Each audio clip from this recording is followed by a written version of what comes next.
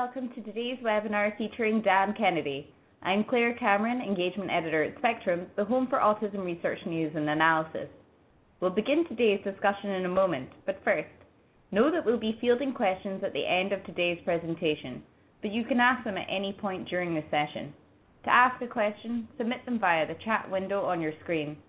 And as always, I'll note if there are any members of the press tuning in, you can only report information presented during this webinar if that material has already been published elsewhere or if you have first obtained express written permission from the presenter. Dan Canady joins us from Bloomington, Indiana, where he is an assistant professor in the Department of Psychological and Brain Sciences at Indiana University. He directs the Social Brain Lab, where he maintains a research program aimed at studying autism across a number of different levels, including both brain and behavior. The two primary methods his lab employs are neuroimaging, more specifically functional MRI, and eye tracking, including both screen-based and head-mounted methods. Dr. Canady's research draws from and integrates across a number of diverse fields, including social neuroscience, neuropsychology, statistics, clinical and social psychology, and developmental science. Prior to joining the faculty at Indiana, he received his PhD in neuroscience from UCSD even, which was followed by a postdoctoral fellowship at Caltech from 2007 to 2012. Dr. Canady received a dissertation award from INSAR for his earlier work implicating abnormal default mode network functioning in autism, a Pathway to Independence award from the NIH, and an RSAD Young Investigator Award from the Brain and Behavior Research Foundation. His work is currently supported by a grant from the National Institutes of Mental Health. Welcome, Dr. Canady. Thank you, Claire. So thanks everyone for tuning in, and I see a lot of familiar faces here, and I'm very happy to be able to tell you about some of our work. Thanks also to Spectrum for hosting these webinars. These are something that myself and my lab are big fans of and have enjoyed over the years. We tend to tune in as lab meetings and get to hear perspectives from different researchers, and so these are always a blast. So thanks to Spectrum for that, and a big thanks to Claire, who just introduced me, for organizing and moderating today's webinar. So today I'm going to talk about how we attempt to craft social scenarios in the laboratory and why we think this matters. So in my laboratory, we have a perspective. We kind of think of things that fall within the social domain across different levels, and these 4 levels are what we're interested in. So we want to understand the social brain, so how the brain gives rise to these social processes. We want to understand social cognition, so what cognitive processes do these brain regions and networks support, and then ultimately how do these cognitive processes unfold in real-world behavior, so how does that produce the social expression of this cognition, so the social behavior. And ultimately, when we consider behavior and individuals functioning over longer periods of time and in different contexts, we consider this as sort of a way to assess one's social functioning. And so ultimately, although we're interested in the brain and the details and the basic building blocks of brain and cognition that give rise to behavior and functioning, ultimately, what we want to understand is how can we fully understand sort of what gives rise to one's ultimate social functioning in the world, right? This is the goal of our research, and so we can do this different ways. And one of the ways that as scientists we kind of maybe approach this process of understanding social functioning is by breaking it down into its very component parts. And so we might study specific cognitive processes or specific behaviors or specific brain functioning in order to understand how social functioning arises. This idea of breaking down a complex process into its basic building blocks makes a lot of sense, and this has had really enormous effects in fields like chemistry and physics, where the basic elements, the building blocks, give rise to these complex systems. And we've also had a tremendous insight from trying to understand these basic processes. But ultimately, there's a big gap from understanding these elements and then understanding how social functioning arises in the more complex environments in which it's expressed. And so here's just one example of the complexity of social interaction. This is maybe something that some of you have seen before. Just play it.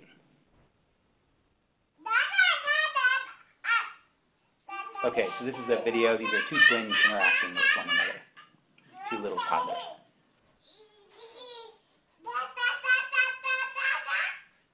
And so you can see in this video, even though they don't have language and presumably they don't know what the other one's saying, you can see that they're engaged with one another. They're coordinating their social interaction quite well. They're emoting expressive facial expressions. They're gesturing. They're turn-taking. They're using different intonation to communicate and to communicate effectively. And so I would say that this is what we want to know about. So how do these behavioral and neural systems come together in real time to support these types of processes? But ultimately, I think as social neuroscientists, what we actually know about is how the brain and how people respond to like more artificial stimuli. And so when I say artificial stimuli, these are the sorts of things I'm talking about. So we can study, for instance, how someone perceives faces, like facial expressions in the top row here. So here. So this is now a person expressing these different expressions. At the bottom is an example of like a degraded image. So we take a face and we degrade it, and we ask what parts of this face are most important for making a particular judgment about, say, the emotion. Or we look at how the brain responds to particular parts of the face or movement of certain features, like if the eyes moved here.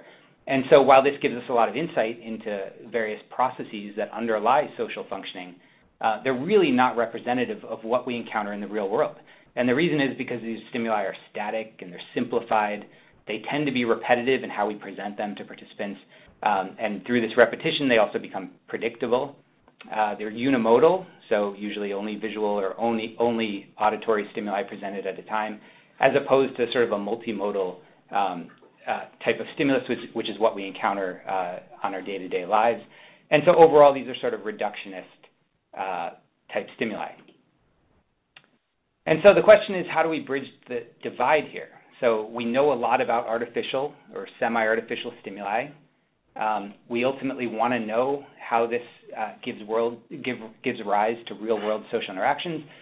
And so what I'm going to talk about today is our approaches in trying to increase the ecological validity of these types of experiments. So this could be making the task or the stimulus more representative of what you encounter in the real world. So in doing so, we try to make our stimuli complex and dynamic and multisensory and as unpredictable as possible, and even interactive if we can. And so I know a lot of you and some of you actually in the audience here have been doing this in your own research. And I'm going to try to make a case for why this is important and ultimately the types of insight you might be able to gain from this type of approach as opposed to a more reductionist approach. Obviously, both approaches are important and needed for full description of human social behavior. So in today's talk, I'm going to try to give you sort of examples from my lab employing these more ecologically valid approaches. So in part one, I'm going to talk about a small study on emotion recognition that we did with adults with autism. Then I'm going to talk about adapting some of these paradigms to study brain function. And then finally, I'm going to talk about a more socially interactive paradigm. This is a brand new study with collaborators here at Indiana University and also with Cincinnati Children's Hospital, where we study how parents and children interact with one another in the context of free play, in this case, toy play. Okay, so emotion recognition. So like I already mentioned, so typically when we study emotion recognition, we use these static face stimuli. And so if we look at the literature, it's unclear whether or not people with autism have impairments in this domain. And so some studies say yes, some studies say no. And I think at least part of the confusion may be due to the types of stimuli that we use. And so in these cases, so these are sort of representative of the classic stimulus sets that we work with. So there's like Ekman faces and the pen stimulus set and the KDEF. And so what you can see from these different stimuli that you're getting a view of a single emotion at a time. That emotion is always static in these cases. And so it's rare that you actually encounter a stimulus in the real world that has these characteristics. This is Xavier Morin-Duchesne. He's the graduate student who ran this study. Okay, and so in this study, we used stimuli from a different data set, and these are going to be, let's see. So these are individuals who come into the laboratory, and they're seated in front of a computer monitor, and their task is to just watch the video. Okay. Now, while they're watching the video, which is intended to elicit a particular emotional response, they're being covertly recorded. So the participants here don't know that they're being recorded. And so as a consequence, what we end up with are these videos that have various stimulus features that are what I would argue is more representative of the real world. So they're genuine or authentic. So in other words, they're not acted like a lot of these other stimulus sets. They're dynamic expressions, so they change over time while the individuals are watching the video. They're complex. So in some cases, they might contain multiple emotions simultaneously or flipping between emotions. They're idiosyncratic, and so these individuals are not necessarily always displaying a prototypical response or a response of like a particular intensity or duration or anything like that. So they're varied in terms of expressiveness, the timing, duration, and so on. So let me show you what those videos look like. I'm playing this on mute so that you don't hear what they're watching, but in this case, they're watching something really disgusting. Okay, so these, again, are two individuals watching that. And so you can see over time, their facial expressions are evolving, changing in terms of intensity, especially for the woman on the right. Let me play that one more time. And so you really get a lot of information about the expression, not because of one static image or where this video stops, but rather how it evolved over time. Okay, and so how do we then make sense of this? So we came up with a task. We call it like an emotion, a dynamic emotion rating task, a joystick task. So we give our participants a joystick, and they're watching now this person expressing that emotion on the screen, and we ask them to rate a particular emotion. So watch this video now and rate how disgusted this person feels. And they're asked to rate it continuously. So if they think the person is not disgusted at all, they don't move the joystick. And if they think they're moderately disgusted, they push the joystick forward a little bit. And if they think they're really disgusted, they move it forward all the way. Okay? And so as they're sort of in real time rating the stimulus, what they're actually doing is mapping out a time series for us. And so so on the top right is just an example of this data for one video, one expression. And so what you see in blue is just an example, a single control participant rating this video. And in red is a single person with autism rating the video. And then in black, that bold black line in the middle, that indicates so this right here is the average of about 100 different individuals. We call this our consensus or our normative sample. And basically now we want to know how different is this person from this consensus rating, and how different is this person, and so on. Okay? And so in doing so, here's what we find. So if we compare, so if we first ask our participants with autism and age and IQ and gender match controls, if we ask them to perform some kind of emotion rating task using static stimuli, so the more classic stimuli that we might use, you can see that with these different stimulus sets, the effect size is not that large, so it's about 0.5 or so. But with this dynamic task, what you see is that the effect size, so the ability to distinguish groups, becomes much larger. Okay, so in other words, group ratings, or the group differences, are larger when you use a task and when you use a stimulus that are perhaps more representative of the kinds of expressions you see in the real world. Okay, so if that's true, then we want to see if we can adapt this to other contexts, other techniques and approaches. The problem is that these kinds of stimuli are generally incompatible with traditional experimental designs, and that's especially true in the case of neuroscience design. So if we want to do some functional imaging, how are we going to go from some kind of stimulus that's complex and varied and evolving over time? How can we use that to get insight into the brain? And so let me show you what we've been doing here. So this is a collaboration between Indiana University and Caltech, and in general, the work I'm going to talk about today was really led by Lisa and Julian, along with Peter and Josephine. So the stimuli we use for these experiments now are even more varied than what I just showed you. And so in being more varied, we hope they're sort of more representative of the types of things that are encountered in the real world. So in the top left here, we would play for participants while they're being scanned. We would play an entire episode of The Office, that TV show on NBC. We also started using video trailers. So people would watch about an hour of different video trailers that ranged like a full spectrum of what types of genres they're coming from. So they might be dramas or documentaries or action sports. This is Birdmen, so this is a person who's wearing a flying suit and jumping off cliffs, or nature documentaries and so on. So these are very varied stimuli. And participants go into the scanner and they have no task other than to just stay awake, not move, and pay attention. And so when we put them in the scanner and we look at what their brains do, what we find is that really the entire brain is engaged by this type of stimuli. Okay, and I'll show you how we calculate these maps in a little bit. But the question though is how do we make sense of this, right? So we're throwing so much stuff at a person and we're looking at what their brain does, but how do we parse this up, okay? Or can we parse this up? So let me first tell you why we want to do this. So we think there are a couple advantages of using what we call this naturalistic or semi-naturalistic stimuli.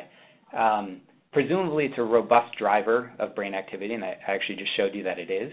And this underlies the types of neural responding that we need to do in the real world to perceive social interactions and to process those interactions.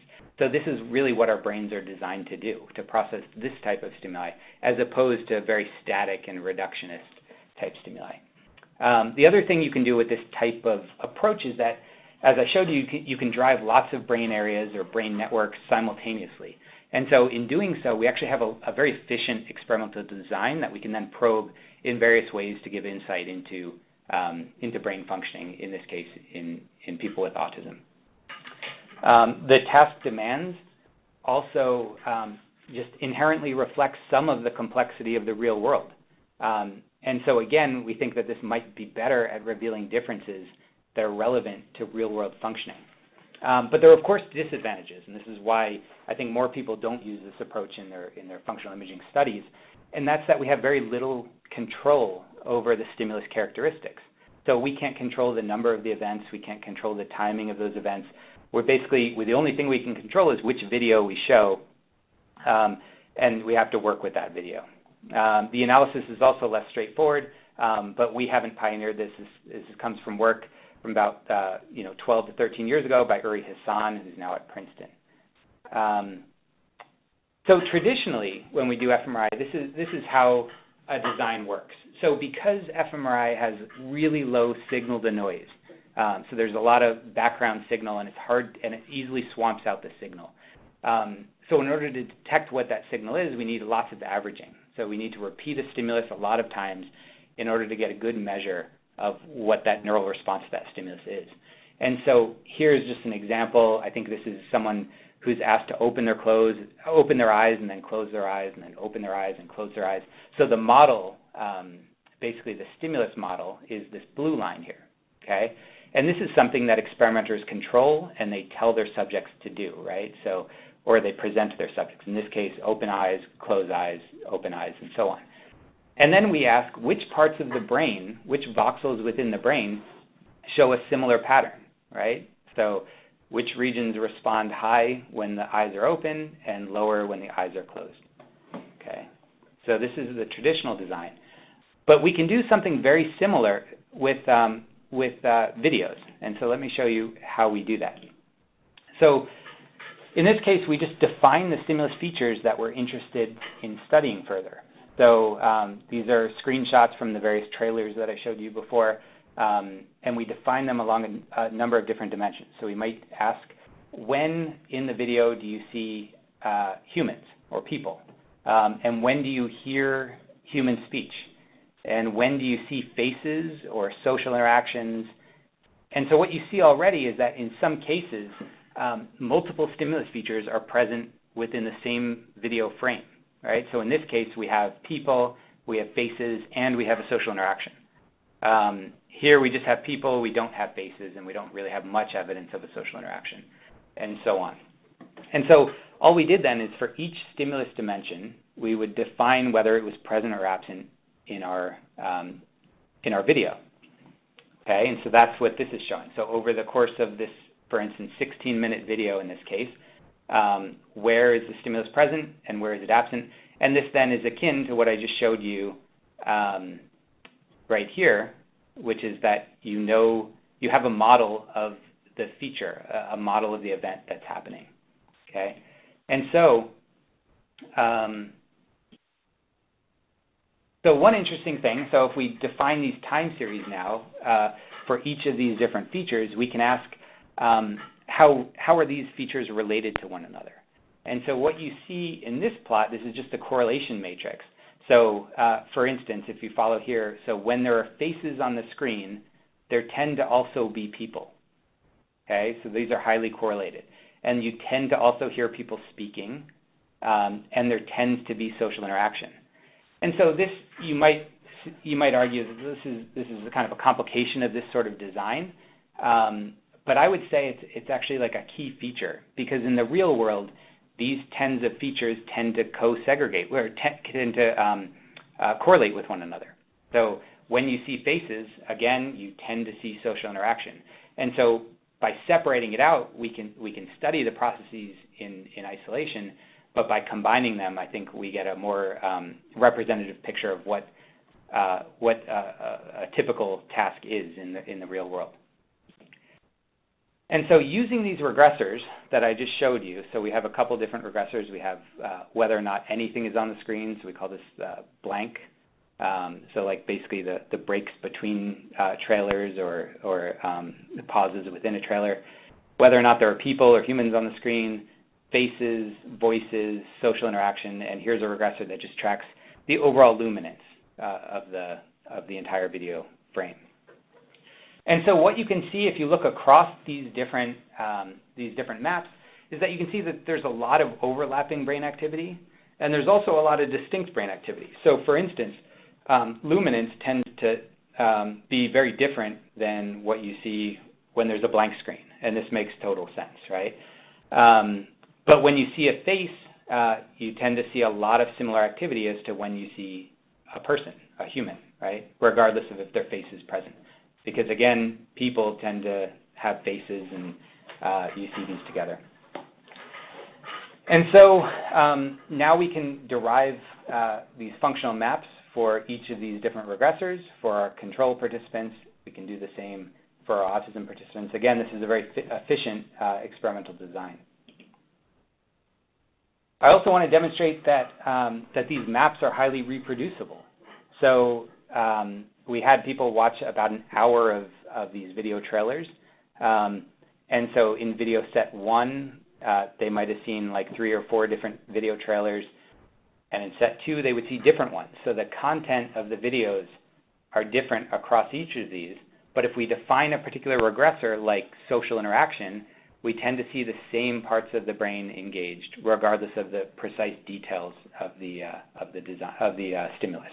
Okay, and so again, you can look at your differences between your two groups. And so here's a quick example of that. So we ran the analyses separate for each of the sets of video trailers, and we just asked where are there consistent differences between our groups, when they're viewing people or when they're viewing humans. And so what you can see is that across each of the 4 runs, there tends to be some difference between our groups in the temporal parietal area. Okay, so that's defining these features of the stimulus in a very objective way. Well, in a very binary way, that it's either present or it's absent. But I want to show you another example of what we can do with these types of stimuli. So in this case, we wanted to quantify the degree of social awkwardness in the video. So this is something that we can't just have a person in the lab tell us whether or not a scene is awkward or not. But rather, we use this joystick again, and we had undergraduates come into the lab and just watch this TV show while using this rating judgment, while using the joystick, and just simply rating the degree of awkwardness as it changed over time.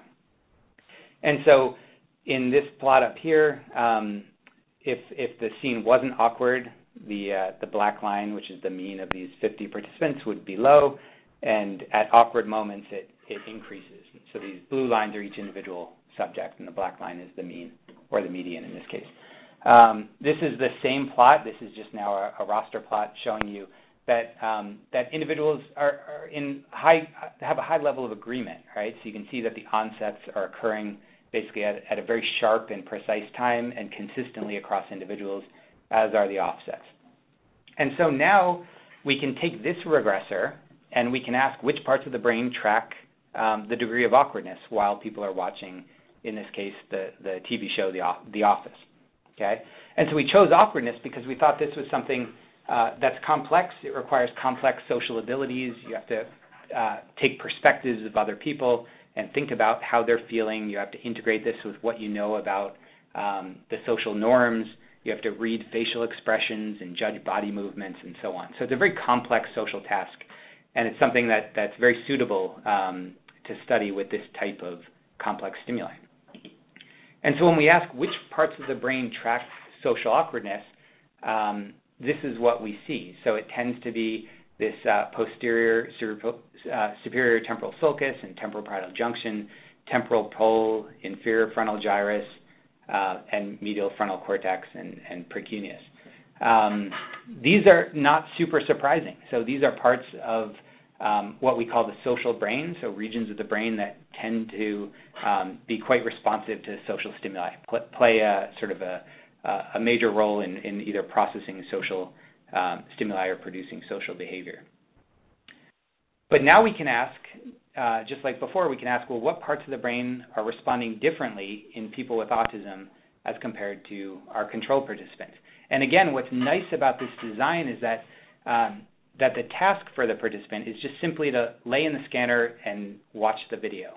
Okay, so there's no explicit instructions. There's nothing about attending to anything. They don't have to respond to anything. But now we can study all these different social cognitive faculties by just simply coming up with different regressors that probe these different processes. And so here's what we find when we do a comparison between our two groups. So we find hypoactivation of the temporal parietal junction in individuals with autism, in this case, the right temporal parietal junction. These are just different views of it and overlaid on different regions of interest from various other studies that were published in the past from Rebecca Sachs' group. And so the key point here, what I want you to take away, is that we have this incredibly complex video. Again, this is just a TV show. People are just watching it. But from this complex stimuli, we're able to actually find a very specific result. Okay, so it's not just that we find the brain is doing things differently overall, but rather we can say something more precise about that in relation to a specific task in this case. So what's nice about videos and why this works is that videos drive time-locked cognitive and neural processing. So in this example, for instance, you see a bunch of friends watching a TV show, or probably in this case, a sporting event, right? And something happens that they're all really excited about. And so this happens at the exact same time. And so when they're displaying this outward behavior, this outward expression of the behavior, what's actually happening in their brains is that they're processing what happened on the TV show, probably in relatively similar ways, right? So again, the responses, perception and cognition and even basic sensory sensation, these are all time locked now to the video stimuli that they're seeing. And so because of this, we can actually do a lot more analyses than the ones I showed you, which I would consider model-based. So we know something about the process that we're interested in, the particular regressor. Here we can just ask, like, which parts of the brain are different, and can we link that back to behavior in any way? And so we can do what we call like an inter-subject correlation analysis. So you basically say, like, for each part of the brain, in this case, like the visual cortex is highlighted here in purple, you can extract the time series, and then you can ask how similar is each person's time series to each other person in this particular part of the brain.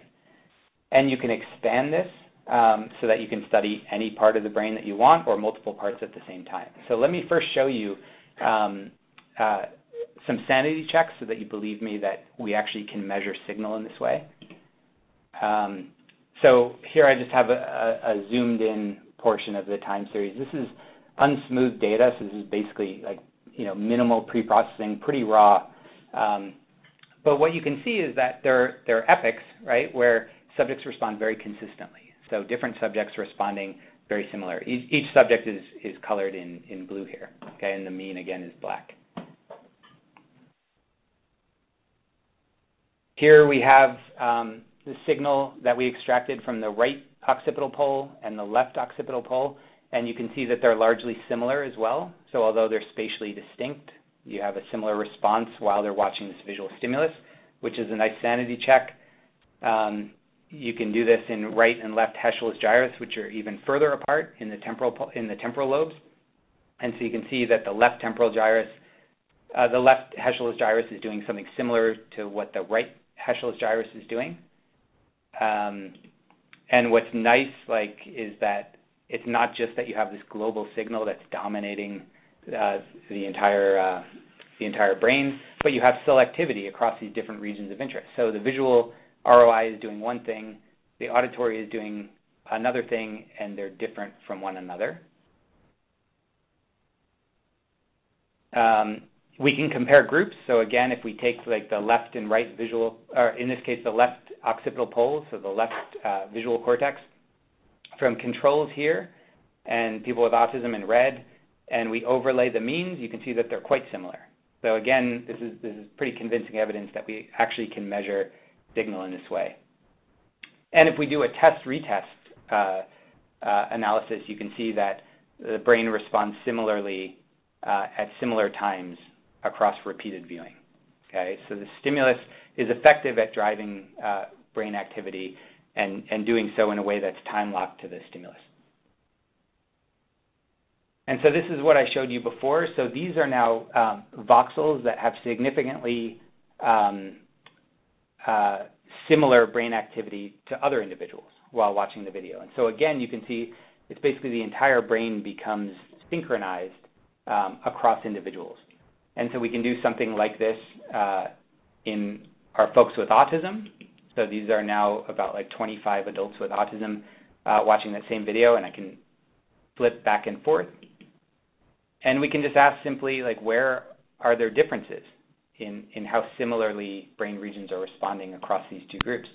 So when we do that, we find that that you have big differences across a lot of the extent of the brain, but especially concentrated in, again, these areas known as that are known to be part of the social brain. We call them, in this case, it's specifically the default network. We can do this more systematically. So instead of doing it at the voxel level, we can ask at the brain network level, how similar are these regions responding across people with autism and controls? And so here we parcellated the brain into 17, I think it's 17 different brain networks. And then we asked which networks are different across our two groups. And so now here are the brain networks on the y-axis, and on the x-axis is the similarity, so the within-group similarity. And so in all cases, the blue is going to be controls. In all cases, you see that controls are more similar to one another than people with autism are similar to one another. And this is significant in many of those different brain regions. And so in probing this data a little further, we realized that, that this actually doesn't really fully capture the story of what's going on. And so we realized, and I'm not going to go into the details here, is that, that these effects are largely driven by a small subset of people with autism that have wildly different patterns of brain activity when watching these videos. And so we did various multivariate statistics, multivariate analyses, and we found across a number of different approaches, we find consistently that there are some individuals with autism who are very dissimilar from the majority of people, both controls and other people with autism. So in this case, this is it's called an MDS plot, and basically how close two dots are represents how similar their brains were responding when watching these videos. And each of these dotted lines represent one standard deviation away from sort of the mean similarity. And so in some cases, we have people who are really extreme outliers. So their brains are doing something very different. If we do another type of analysis, so this is a clustering analysis, we see that, again, these same folks cluster into one group and everyone else clusters into another group. So the data is telling us that there aren't two groups, one comprised of everyone with autism and one comprised of everyone without autism, but rather we have some people with autism who have very dissimilar brain activity, and we have the rest of the participants who have largely similar activity to one another. We could also look at behavior, and so outside the scanner, we asked people to report on. We gave people another task where they were asked to judge the motivations of different characters while they were watching this dynamic video. So they were watching The Office again, and we asked them to make judgments like, why did Dwight do what he did, or something like that. And what we find here is that, again, controls performed really well. Many of our autism participants performed very well, but there were a handful of people with autism who really did not understand what was happening, why characters were doing what they were doing. And when we map between these different analyses, so brain and behavior, we find that the people who really have difficulty understanding motivations of characters are the same ones that tend to have very atypical brain activity. So to summarize this section, so we think the use of complex stimuli is very feasible, it's very doable, and also very efficient in terms of the design, so we can get all this information from a single study. Patterns of neural responses are replicable using different stimuli, so the exact features that we use, the exact faces, the exact stimuli, the videos, that doesn't really matter. What matters is the construct that we're analyzing. I've shown that highly specific results can be obtained, and that with this kind of multivariate data coupled with multivariate statistics, you can identify subtypes that you wouldn't really be able to identify in univariate analyses. And in doing so, I showed you that we can link between brain and behavior. And presumably, the nice thing here is that the neural differences that we see in this context are presumably the same ones that are occurring in the real world, right? We don't need big leaps in order to make the claim that maybe the posterior superior temporal sulcus is not engaged. When processing real faces, we actually kind of see that in the context of this design. And so, so everything I've shown you so far is really on the sort of the social perceptual side, that it lacks this interaction component. And so in part 3 of the talk, I'm going to talk about some recent studies that we've begun that look at parent-child interaction during toy play. This is a large collaborative project between Indiana University and Cincinnati Children's. So at Cincinnati, it's really directed by Craig Erickson, and then at Indiana University, this is building off of work that Chen Yu has been pursuing together with Linda Smith for quite a while. And then we have fabulous collaborators and students here, so really led by Grace Lusandrelli and now Julia Jurkovic. And so in this study, so we're studying parent-child interaction during free play with toys. And so in this setup, we set up both the child and the caregiver with an eye tracking system. So there's an eye tracker pointed, in this case, this is my son. So there's an eye tracker pointed at his eye, and there's a scene camera looking out, so you get the perspective of what he's looking at. And then we would set up a parent with a similar eye tracker, and so we would just then ask them to interact and play, and we would record what their eyes and bodies are doing. And so I really like this slide for a bunch of reasons. One, like I think my son is being really cute here. Another reason, because we have really like a wonderful team who's always very happy and works really well together and with our kids. And finally, because you actually see that there's more to eye movements than simply like sitting in front of a screen and tracking where they're looking. Eye movements are also coupled with body movements, and so you can see in this case he picks up some kind of toy lobster, right? And in doing so, he moves his head and he's moving his body. And so by sort of moving them away from a screen and towards this naturalistic interaction, we might get some new insight into processes that are different in individuals with autism. So we've been expanding this to individuals with autism, and I'll show you some data in a minute, very preliminary data. But first I want to get you a sense of what this looks like from a child's point of view. And again, we also have a similar feed from a parent's point of view. So now this is a child interacting with some toys in this setup. Thanks, you guys hold it? Thank you. That's kind of stuff, huh? Yeah. Look at this. Ooh, what's that? Is that a rabbit? Yeah, it is. What kind of rabbit? Is this delicious? I don't know, try it. What's Ooh, it kind of twists around. Okay, so you can probably get the sense this is a very unconstrained task, right? The instructions to the parent are just play like you would at home with your child, okay? And the crosshairs indicate the point of gaze. And so what we get out, in order to convert this now to numbers and data that we can actually analyze, I'm going to visualize it this way. So here we have the child's gaze, and get my pointer. So over here, this is just indicating time along this axis, along the x-axis. And each different colored block and the width of the block indicates whether or not, or what object the child was staring at. So in this case, the child was staring at a particular object. They look away to another object, then they come back to that object and look for this long, and so on, right? So you see them in terms of how they're engaging, how they're exploring with these objects. And so you can derive a lot of information from this. For instance, you can ask the question, how much time did the child spend looking at the parent's face, right? Which is a question of relevance to autism researchers.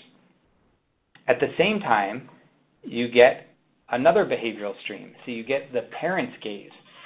And so you can ask a similar question. So you can ask, like, how did they explore these scenes? And you can ask questions about whether or not the parent looked at the child's face, and so on. And what's really nice is that if you have both of these behavioral streams, you can start to ask questions about the interrelationships between the child and the parent. And so in this case, for instance, I marked a couple points where we have shared attention or joint attention. So in this case, the child is looking at the purple object, or whatever is represented by purple here or pink, and so is the parent, right? And same with here, they're looking at the same object at the same time. And you can also ask things like, who initiated that bout of shared attention or joint attention? So in this case, the child was looking at the pink object, or the object that's represented by pink, and then the parent joined in. So, a second later, for instance. So the child initiated in this case. And here you don't see that as clearly. So anyway, so now we have all these different measures that we can derive from this continuous stream of just naturalistic play data. So we can derive attention to faces, the amount of time, and whether or not that differs between our groups. We can look at whether or not they engage in mutual eye contact, joint attention or shared attention, including, like I showed you, initiating joint attention, responding. We can look at naming moments. So we have behavioral streams of utterances and whether or not a parent is naming an object or a child is naming an object. We can look at things like sustained attention, so maintaining attention on a particular object for a certain amount of time. We can look at how they explore with these objects. So in this case, there are 25 different objects that are present on the carpet. We can look at how they explore visually or manually, and we can ask about visual and manual coordination and so on. So again, like really rich data that you can derive from actually a very simple naturalistic play scenario. And so let me talk about basically these first three here. And again, this is sort of our preliminary analyses, the first bits of data that we've gotten with this paradigm. And so I would think that most of you are not surprised that the result is what it is. So you see, for instance, that in terms of quantifying the amount of time that children look to faces, we find that in our ASD group, they're spending about 2% of their time looking to parents' faces. 2% out of 5 minutes. They're engaged with these toys for 5 minutes, and so that means about like 6 seconds over the course of 5 minutes do they look at their parent's face. And similarly, if they're not looking at the face, it's a very, very small chance for having mutual eye contact. And you can see that most people with autism, they basically have no mutual eye contact with their parent in this context over the course of 5 minutes. And so again, this isn't surprising. This is what we know from screen-based eye tracking studies. But what is surprising is that we see a similar pattern in our control subjects. So in these contexts, when a child is just freely playing with toys, most children, regardless of whether or not they have autism, tend to not look at faces. And so this result, and what we get from this is very different than the interpretation of the importance of faces we get from studies where we do screen-based eye tracking. We could also look at joint attention. So in this context, we find, or shared attention here, as we're defining it. So in this context, it turns out that both control participants, these are, by the way, like 3-year-olds, 36-month-olds on average, 36-month-old controls and people with autism. They spend about 45 to 50% of their time in joint attention or in shared attention. And so this is pretty remarkable, right? So you have this large space and children are invited to look wherever they want, right? They're completely unconstrained, as are parents. And so the probability that they would both be looking at the same thing if they were uncoordinated would be extremely low. So it'd be around here at about 2 or 3%. But regardless, so both typically developing toddlers and toddlers with autism are both really able to coordinate their gaze with a social partner. And so this is pretty surprising. I want to make one more point, which is that these rich behavioral streams include more than just eye movements. So like I alluded to earlier, so we have the child eye movements here, and we have the parent eye movements, and we have the child's left hand and what they're touching, what object they're touching, and we have the child's right hand and the parent's left and the parent's right hand, and then we can describe these shared attention moments or joint attention moments, and we can also plot utterances, so what are they saying and at different times. And so this is just one child over the course of about 10 minutes of an interaction here. But again, you should probably get the sense that this is a really rich stream of information that can be analyzed in lots of different ways to give you, I think, pretty unique insight into the natural behavior of kids, including kids with autism, in these free, unconstrained social contexts. And so just to summarize, so I think some of the points I tried to make across these three different sort of tidbits, these little examples I've shown you with emotion recognition and brain functioning and parent-child interaction during eye tracking, is that it's very feasible to bring real-world complexity or ecological validity into experimental designs and across a number of different content domains. It's often a very efficient experimental design because it yields so many measures really simultaneously. And that's more than just having a lot of data. It also means that you can look at the interrelationships between this data. So you can analyze it with in different ways with multivariate statistics and so on, which can give you unique insight that you couldn't get necessarily with univariate statistics, like I showed you with the potential subtyping that we did with brain activity. And so I would suggest that these designs may reveal important and surprising insight into both brain functioning and behavior in individuals with autism. And so, so as we pursue this, I think it's going to sometimes we may find that the results challenge sort of the convention of what we think about, for instance, the importance of faces in these different contexts and so on. And so with that, I just want to once again acknowledge everyone who's contributed to these projects at both at IU and at Caltech and Cincinnati Children's Hospital. A big thanks to participants and their families for coming into the lab and letting us put things on their heads or laying in loud machines. And I want to thank the funding that we've received to pursue some of this work. And so with that, I guess I can answer some questions. Thank you so much, Dr. Canady. We do have a couple of questions. One is, the complex stimuli are very exciting tools, but how do you relate the deficits in social brain circuitry that you observe to these movies to functional autism symptoms behavior? Yeah, so let me go to that slide. So it's a bit tricky to do.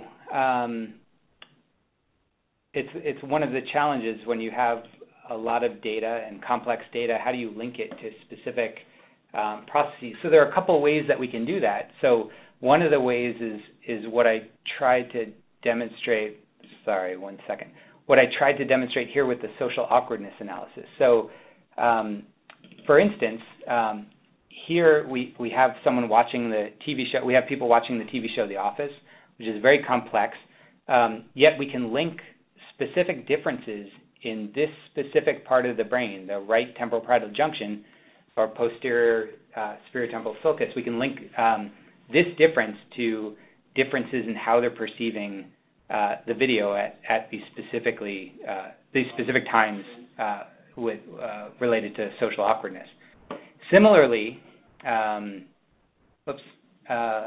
one second. So this would be another example. So here we have more of an aggregate in terms of which brain regions are not responding in a typical way, but in all 5 of these individuals, they're exhibiting very different brain activity.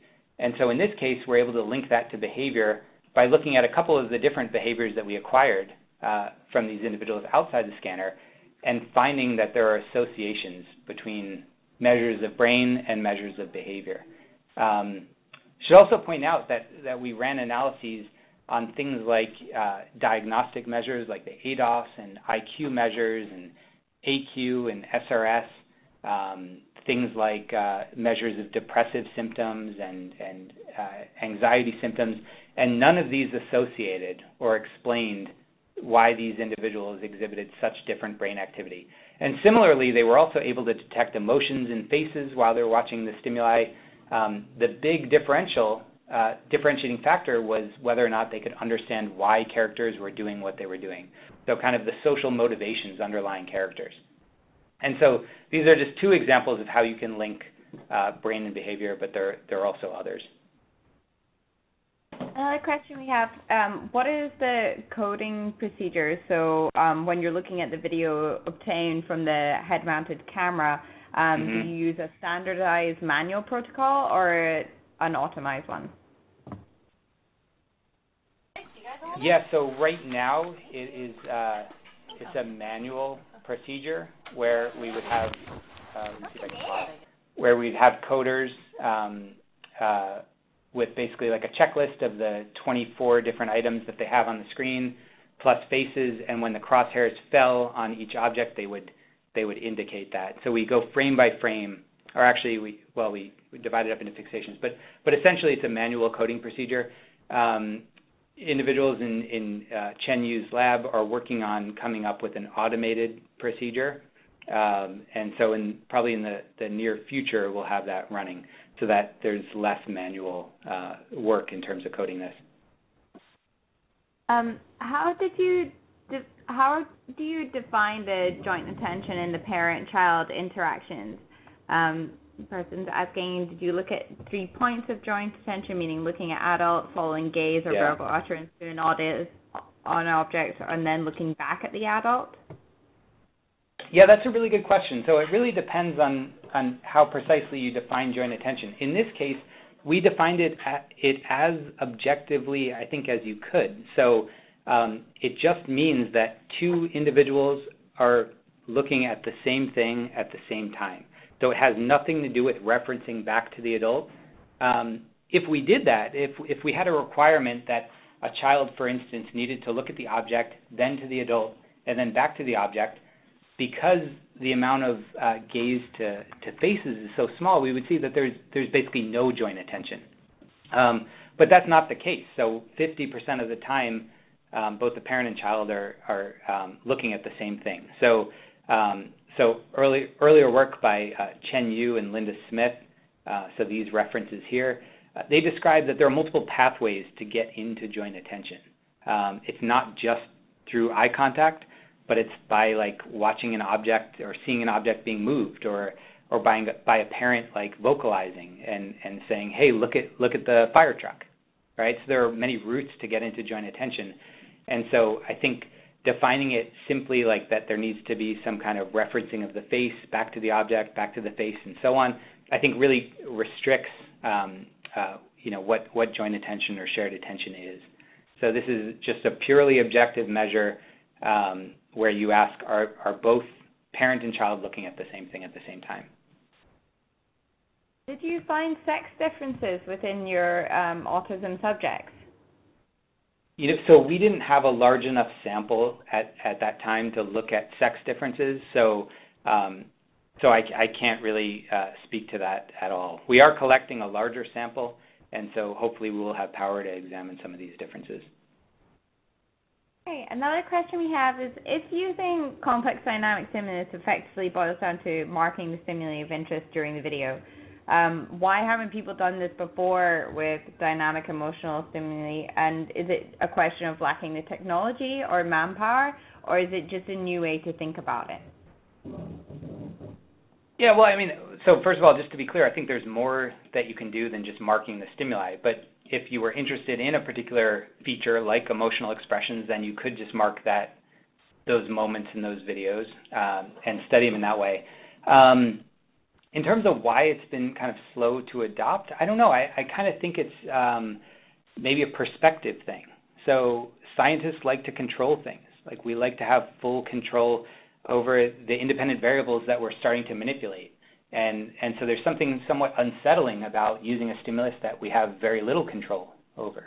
And so I personally think that that's probably a major component to the reluctance to adopt this type of approach. But I will say that people are starting to do more of these types of stimuli, use more of these types of stimuli, and go towards these types of designs.